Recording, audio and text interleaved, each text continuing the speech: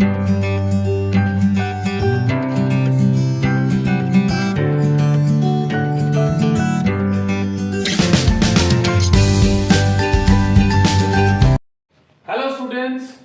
Again. आज हम आपके साथ बात करेंगे क्लास 12th के चैप्टर नंबर 4 डिटरमिनेंट्स के second part of the video के बारे में। फर्स्ट पार्ट में हमने आपको डिटरमिनेंट निकालना सिखाया था, कोफैक्टर्स और माइनस फाइंड आउट करने सीखे थे। अब हम प्रॉपर्टीज ऑफ डिटरमिनेंट के बारे में बात करते हैं। यहां से एक 5 मार्क्स का क्वेश्चन आपके पास आता है and we'll be discussing 7 properties of the determinants। और अगर ये प्रॉपर्टीज आपको क्लियर हैं तो वो 5 मार्क का क्वेश्चन आपका परफेक्टली तैयार है। So let's understand the properties one by one. पहली प्रॉपर्टी कहती है कि अगर किसी भी मैट्रिक्स का डिटरमिनेंट फाइंड आउट करें हम, या उस मैट्रिक्स के ट्रांसपोज का डिटरमिनेंट फाइंड आउट करें, दोनों की वैल्यू सेम होती है। Means determinant of a matrix and determinant of transpose of that matrix is same. या दूसरे शब्दों में बात करें कि किसी मैट्रिक्स के अगर रोज को उठा के कॉलम में कन्वर्ट कर दें तो डिटरमिनेंट की वैल्यू पे कोई फर्क नहीं पड़ता है। मतलब first property says determinant of A is equal to determinant of transpose of A. तो लेट्स टेक एन एग्जांपल। क्या ये सही बात है? चेक करते हैं भाई। एक 2x2 मैट्रिक्स ले लेते हैं, 5 4 1 3। Let's find out the determinant of this. It will B 15 minus 4 that is 11। और अब इसका ट्रांसपोज ले लेते हैं, that is 5 4 1 3। Now let's take the determinant of transpose of this. 5 3s are 15 minus 4. Again the value is 11. So पहली property कि किसी matrix, square matrix का डिटरमिनेंट और उसके ट्रांसपोज का डिटरमिनेंट सेम होता है। This is property number 1। Property number 2, second property कहता है अगर किसी दो रोज को आपस में इंटरचेंज कर दूं या किन्हीं दो कॉलम्स को आपस में इंटरचेंज कर दें, if any two rows, if I should not write it, आप एग्जांपल से समझेंगे, that will be little better. कि अगर मैं किन्हीं दो रोज को या किन्हीं दो कॉलम्स को आपस में इंटरचेंज कर दूं तो डिटरमिनेंट के वैल्यू में साइन का डिफरेंस आता है। यानी अगर पहले पॉजिटिव आ रहा था तो अब नेगेटिव आएगा, पहले नेगेटिव आ रहा था तो अब पॉजिटिव आएगा। देखिए सपोज एक मैट्रिक्स है आपके पास, यही एग्जांपल ले लेते हैं, 5 4 1 3 and what is the determinant of this? 15 minus 4 that is 11। अब सेकंड प्रॉपर्टी क्या कहती है? या तो दोनों रोज आपस में इंटरचेंज कर दूं या दोनों कॉलम्स को आपस में इंटरचेंज कर दूं। तो मैं मान लेता हूं कि ये बी मैट्रिक्स होगी जिसके अंदर मैंने आपस में रोज को इंटरचेंज कर दिया, 1 3 5 4।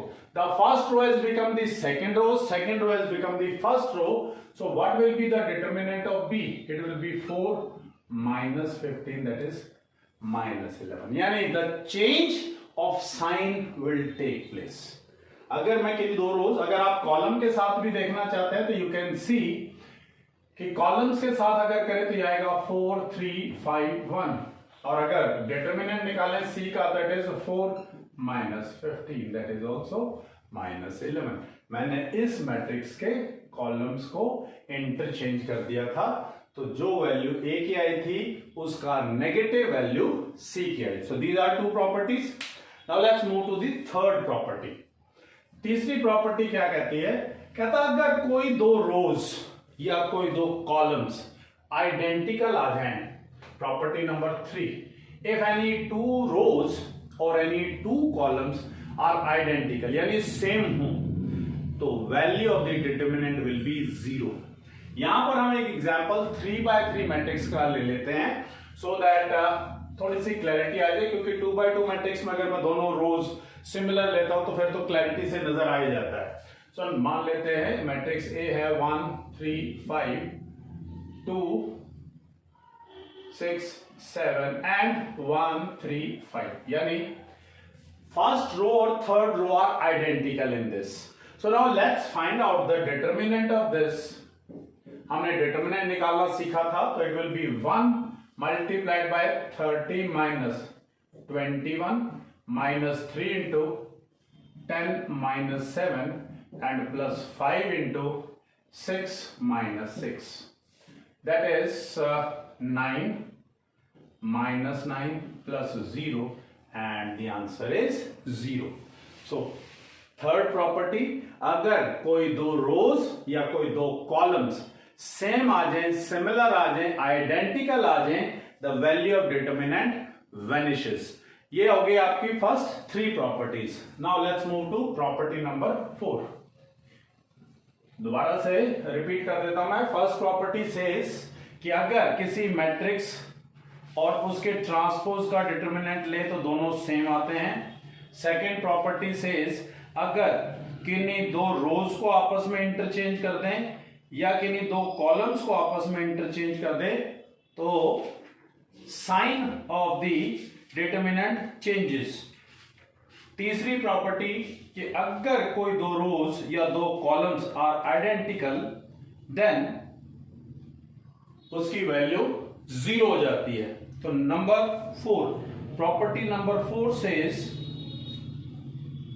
कहता है ईच एलिमेंट इन अ रो और अ कॉलम, कहता है अगर हर एलिमेंट किसी एक रो या किसी एक कॉलम के हर एलिमेंट को मैं किसी कांस्टेंट नंबर से मल्टीप्लाई कर दूं तो जो पहले उस डिटर्मिनेंट की वैल्यू आ रही थी अब पूरे डिटर्मिनेंट के साथ वो कांस्टेंट नंबर मल्टीप्लाई हो जाएगा. मतलब देखिएगा प्रॉपर्टी नंबर 4. सपोज मेरे पास एक मैट्रिक्स है 1 5 1 0 1 3 2 1 6. सो now let's find out the value. पहले इसका डिटर्मिनेंट निकालता हूं, मैं आपको दिखाता हूं. 1 into 6 minus 3 minus 5 into minus 6 and plus 1 into minus 2. That is 3 plus 30 and minus 2, that is equal to 31. Clear? अब मैंने क्या किया, इसकी एक रो को किसी कांस्टेंट से मल्टीप्लाई कर दिया. मान लीजिए मैंने इसको मल्टीप्लाई कर दिया 3 से, तो अब नई मैट्रिक्स मेरे पास आ गई 3 15 3 0 1 3 2 1 6. सो इस b का डिटर्मिनेंट निकालते हैं तो कितना आएगा. What will be the value of this b? It will B 3 into 6 minus 3 minus 15 into minus 6 and plus 3 into minus 2. So it is 9 plus 90 minus 6 93. मैंने सिर्फ एक रो से मल्टीप्लाई किया था और पूरा डिटर्मिनेंट किससे मल्टीप्लाई हो गया 3 से. इस प्रॉपर्टी का यूज हम एक जगह और करते हैं, ये बात याद रखिएगा. कहता अगर मैं k इंटू ए का डिटर्मिनेंट निकालूं, यानी मैं पूरी मैट्रिक्स को किसी कांस्टेंट से मल्टीप्लाई कर दूं, तो पूरी मैट्रिक्स का मतलब हर एलिमेंट k से मल्टीप्लाई हो गया, तो इसकी वैल्यू क्या होगी k raise to the power n determinant of a. अब ये k raise to the power n क्या है? n is the order of square matrix. जैसे इसमें ये क्या था 3x3 मैट्रिक्स थे, अगर मैं इन सभी को मल्टीप्लाई कर देता, पूरी मैट्रिक्स 3 से मल्टीप्लाई हो जाती, तो हर रो 3 से मल्टीप्लाई होती. सो अब एक रो को करने से तो 3 से मल्टीप्लाई हो गया, तो 3 को करता तो मैं 27 से मल्टीप्लाई हो जाता. और k कितना था मेरा यहाँ पे 3 और n कितना 3 raise to the power 3 is 27. So ये प्रॉपर्टी नंबर 4 का एक जस्ट, यानी आप आगे कई बार 1 मार्क क्वेश्चंस के अंदर ये आपसे पूछ लिया जाता है. So now let's move to property number 5. कहता अगर किसी एक रो या एक कॉलम के सभी elements sum of two elements लिखे जा सकते हैं। सपोज मेरे पास एक मैट्रिक्स है A plus B C D E plus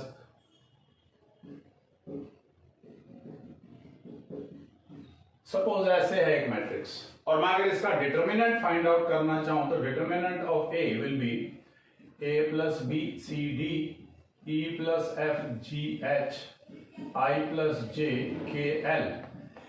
इसी चीज को हम और क्या लिख सकते हैं, हम लिख सकते हैं A C D E G H I K L plus B C D F G H J K L।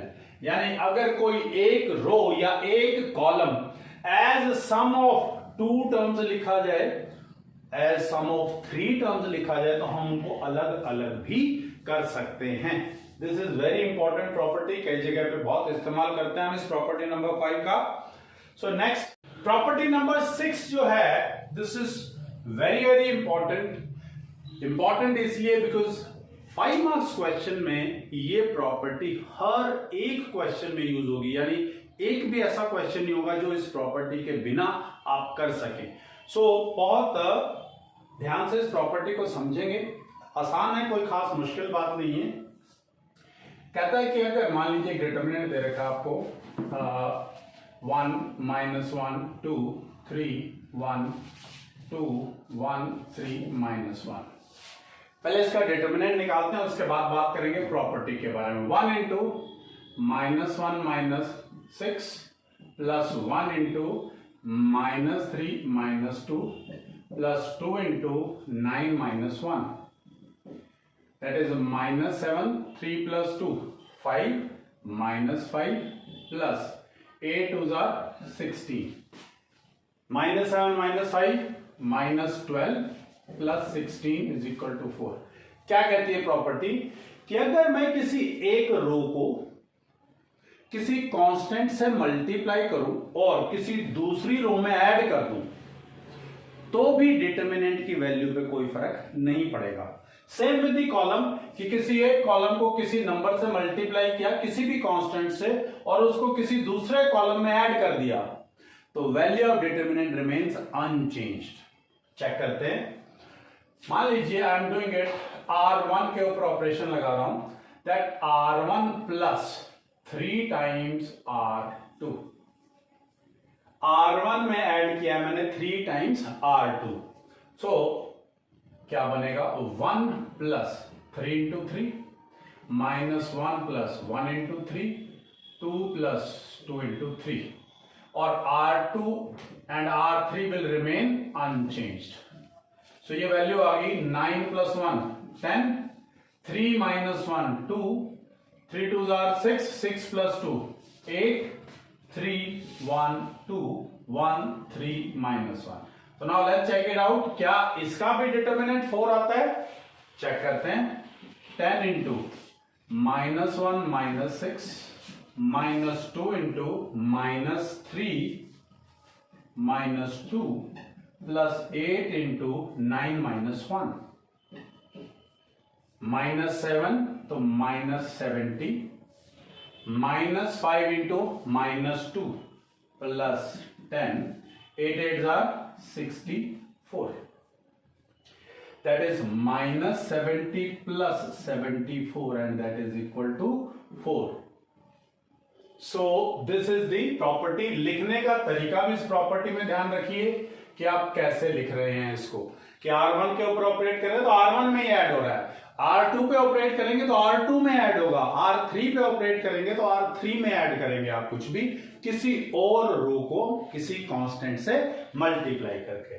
So now the last but not the least 7th property क्या कहती है? कहता है अगर किन्हीं दो स्क्वायर मैट्रिसेस को multiply करके आप उनका डिटर्मिनेंट फाइंड आउट कर रहे हैं या उनका डिटर्मिनेंट निकाल के मल्टीप्लाई करें, it is one and the same thing, value वही आएगी।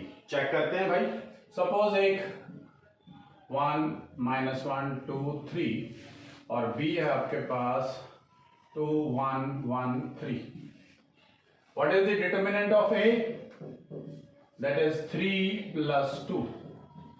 What is determinant of B? 6 minus 1, that is 5.